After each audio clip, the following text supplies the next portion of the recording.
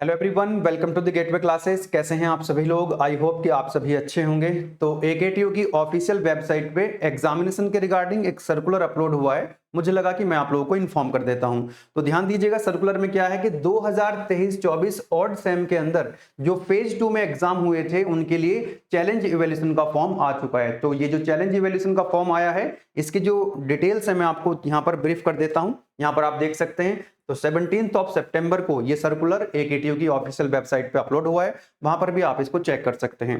क्या है सर्कुलर के अंदर कि जिन स्टूडेंट्स के एग्जाम 2023-24 ऑड सेम फेज 2 में जो एग्जाम हुए थे उनका रिजल्ट ऑलरेडी आ चुका था। ये एग्जाम कब हुए थे? आपके 6 मार्च से लेकर के 30 मार्च के बीच में, है ना। फेज 2 में जो एग्जाम हुए थे आप लोगों का रिजल्ट भी आ चुका था। और आप में से ऐसा लगा होगा कई लोगों को कि हमारा जो रिजल्ट है वो एक्सपेक्टेड रिजल्ट नहीं है। ठीक है, आप अपने जो इवेल्यूशन हुआ था, जो आंसर शीट चेक हुई थी, जो आपका रिजल्ट आया था, उससे आप सेटिस्फाई नहीं है। तो उसके लिए क्या होता है कि एकेटी की तरफ से चैलेंज इवेल्यूशन का प्रोविजन होता है।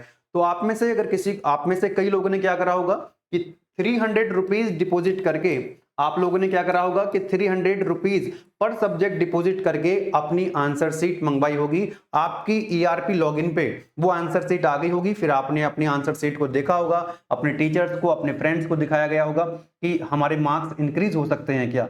ठीक है, तो अगर आपको लगता है जो आपने आंसर शीट देख ली है, आपने रिजल्ट से सेटिस्फाई नहीं है, तो आप लोग चैलेंज इवैल्यूएशन के लिए अप्लाई कर सकते हैं। और कब से कब तक आप चैलेंज इवैल्यूएशन के लिए अप्लाई कर सकते हैं? बेटा ध्यान दीजिए, यहां पर सर्कुलर में डेट दी गई है 17 ऑफ सितंबर से लेकर के 24 ऑफ सितंबर। ध्यान देना, 17 ऑफ सितंबर से 24 ऑफ सितंबर तक आप लोग चैलेंज इवैल्यूएशन के लिए जो अप्लाई कर सकते हैं।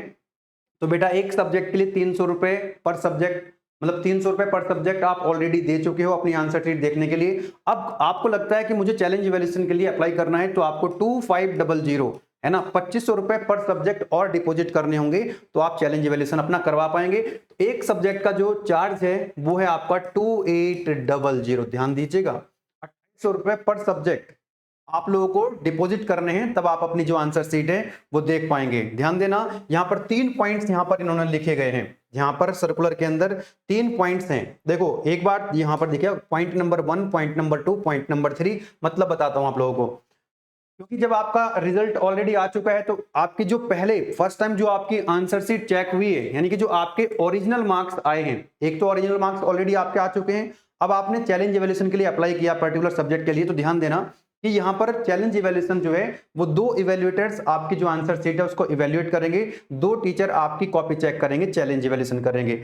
अब उन दोनों टीचर का जो एवरेज मार्क्स आएंगे, है ना, उन दोनों टीचर के जो एवरेज मार्क्स आएंगे वही आपके फाइनल मार्क्स होंगे। अब ये जो एवरेज मार्क्स हैं चैलेंज इवैल्यूएशन के बाद जो आए हैं, अब ये हो सकता है कि ओरिजिनल मार्क्स से ज्यादा हो या फिर कम हो, तो वही फाइनल मार्क्स होंगे जो एवरेज मार्क्स आएंगे आफ्टर चैलेंज इवैल्यूएशन। अब मान लीजिए अगर आपके जो मार्क्स आए हैं एवरेज मार्क्स वो ओरिजिनल मार्क्स से ज्यादा है, कितने? तो 20%, 20% से ज्यादा का डिफरेंस अगर होगा आफ्टर चैलेंज इवैल्यूएशन, तो आपकी जो आपने जो फी डिपॉजिट करी थी इसके लिए 2500 रुपए, तो 2500 रुपए में से 1000 रुपए काट करके 1500 रुपए आपके अकाउंट में वापस कर दिए जाएंगे। तो आप अपनी अकाउंट डिटेल्स और आईएफएससी कोड और जो बैंक नेम है उसको प्रॉपर तरीके से आप लोग फिल कर दीजिएगा। वैसे तो अगर मान लीजिए 20% से ज्यादा मार्क्स इंक्रीज हो रहे हैं, तो इसमें गलती बच्चे की तो नहीं है, ये तो यूनिवर्सिटी की गलती है। भाई मार्क्स अगर इंक्रीज हुए, इस भाई चैलेंज इवैल्यूएशन के बाद अगर मार्क्स इंक्रीज हो रहे हैं, इसका मतलब ये जो आपका फर्स्ट टाइम इवैल्यूएशन हुआ था वो इवैल्यूएशन ठीक नहीं था। तो ये किसकी गलती है?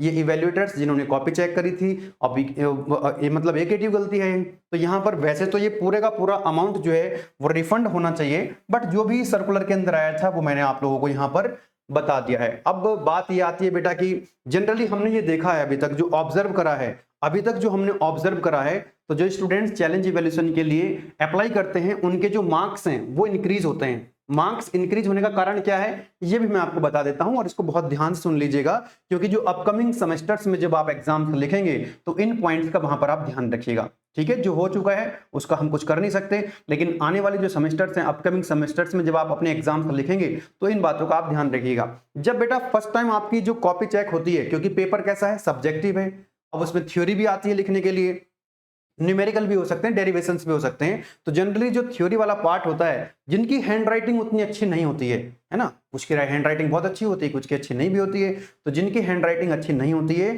थ्योरी में उनके मार्क्स कट जाते हैं। क्यों कट जाते हैं? क्योंकि फर्स्ट टाइम जब कॉपी चेक होती है तो टीचर्स बहुत डिटेल में उसको नहीं पढ़ते हैं, ऊपर ऊपर से पढ़ करके निकल जाते हैं, आपको जो है एवरेज मार्क्स मिल जाते हैं। ध्यान दीजिएगा कि एवरेज मार्क्स आपको मिलते हैं। लिखा आपने अच्छा है, जो कंटेंट लिखना चाहिए था वो सही एकदम कंटेंट आपने लिखा है, लेकिन जो आपका वे ऑफ रिप्रेजेंटेशन है, आपकी हैंड राइटिंग उतनी अच्छी नहीं है, आपने जो डायग्राम से प्रॉपर सही तो बनाया है लेकिन उसको नीट एंड क्लीन नहीं बनाया है, आपने फ्री हैंड से डायग्राम बना दिया, स्केल का यूज कर सकते थे कहीं कहीं पे, तो स्केल का आपने यूज नहीं किया है, आपने कटिंग बहुत ज्यादा कर रखी है, आपने लिखा तो सही है लेकिन कटिंग कर करके लिखा है। ओवरऑल आपका जो वे ऑफ रिप्रेजेंटेशन है आपकी आंसर शीट में, अगर वो उतना इफेक्टिव नहीं है, वो उतना अच्छा नहीं है, विजिबिलिटी बहुत अच्छी नहीं है, तो आपको एवरेज मार्क्स देकर के टीचर्स जो है आगे निकल जाते हैं। तो कहीं ना कहीं जिन्होंने अच्छा कंटेंट लिखा था उनके मार्क्स यहाँ पर कम हो जाते हैं। तो अपकमिंग एग्जाम्स में आप ध्यान रखिएगा, अपनी जो हैंड राइटिंग है उसको थोड़ा सा इंप्रूव करने का प्रयास करें, स्केल का यूज करें, कम से कम 2 पेन का यूज करें, ब्लू एंड ब्लैक, कम से कम ये 2 पेन का इस्तेमाल करें, तो हो सकता है कि जो आपकी एवरेज मार्किंग है वो एवरेज मार्किंग आपकी अच्छी हो जाए। आप यूपीएससी का भी एग्जाम अगर देंगे ना बेटा, तो वहां पर भी जो सब्जेक्टिव पेपर्स होंगे, अगर आपकी जो हैंड राइटिंग है वो वहां पर एक इंपॉर्टेंट रोल प्ले करती है, इसमें कोई दो राय वाली बात नहीं है। हालांकि जो इवैल्यूएशन होता है उस पर अगर थोड़ा सा समय दिया जाए, थोड़ा सा उसको जो है अच्छे से जो है चीजों को देखा जाए, तो हो सकता है कि ये जो इवैल्यूएशन सिस्टम में थोड़ा सा इंप्रूव हो सकता है। तो ये मैं आपको बता रहा था, क्योंकि जब चैलेंज इवैल्यूएशन मार्क्स क्यों इंक्रीज हो जाते हैं भाई, आपके जो ओरिजिनल कॉपी चेक हुई, जो ओरिजिनल मार्क्स आए थे आपके, और बाद में आपने चैलेंज इवैल्यूएशन किया,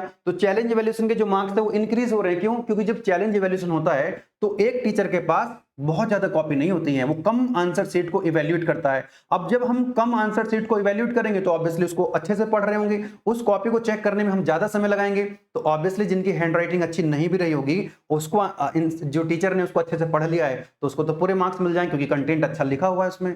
तो ये कारण होता है कि चैलेंज इवैल्यूएशन के बाद आप लोगों के जो मार्क्स हैं वो इंक्रीज जनरली हो जाते हैं, जनरली इंक्रीज होते हैं। मैं ये नहीं कह रहा कि हमेशा इंक्रीज होंगे, मोस्ट ऑफ दी हमने देखा है मोस्ट ऑफ द स्टूडेंट्स के जो मार्क्स हैं वो इंक्रीज होते हैं। तो दैट इज द रीजन कि आप लोगों को ये ध्यान रखना है कि जो आपकी आंसर शीट है, नेक्स्ट टाइम से जो भी आप एग्जाम दें, अपनी आंसर शीट को अच्छे से लिखें, आपका जो वे ऑफ रिप्रेजेंटेशन है that should be little bit good, okay.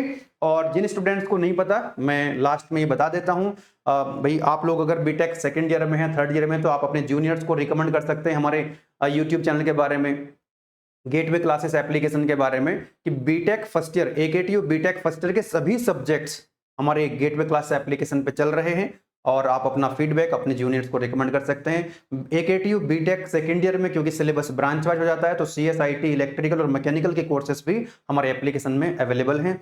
Then उसके बाद अगर हम बीटेक थर्ड ईयर की बात करें, तो अभी तक हम लोगों ने सीएसआईटी और मैकेनिकल के जो कोर्सेस हैं वो प्रोवाइड करा दिए हैं। इलेक्ट्रिकल और ईसी थर्ड ईयर वाले जो स्टूडेंट्स हैं उनको थोड़ा सा वेट और करना पड़ेगा, बहुत जल्दी हम प्रयास कर रहे हैं कि आप लोगों के लिए भी कोर्सेस हम प्रोवाइड करा दें, ठीक है। तो ये कोर्स के बारे में मैंने आपको बता दिया, और आप लोगों का जो सर्कुलर आया हुआ था वो डिटेल मैंने आपको ब्रीफ कर दी है। तो डेट आप लोग ध्यान रखिएगा, जिनको चैलेंज इवैल्यूएशन अप्लाई करना है तो 17 ऑफ सितंबर से 24 ऑफ सितंबर तक आप लोग जो है चैलेंज इवैल्यूएशन के लिए अप्लाई कर सकते हो, ठीक है। चलिए फिर मिलेंगे नेक्स्ट वीडियो में। Wish you very all the best, thank you.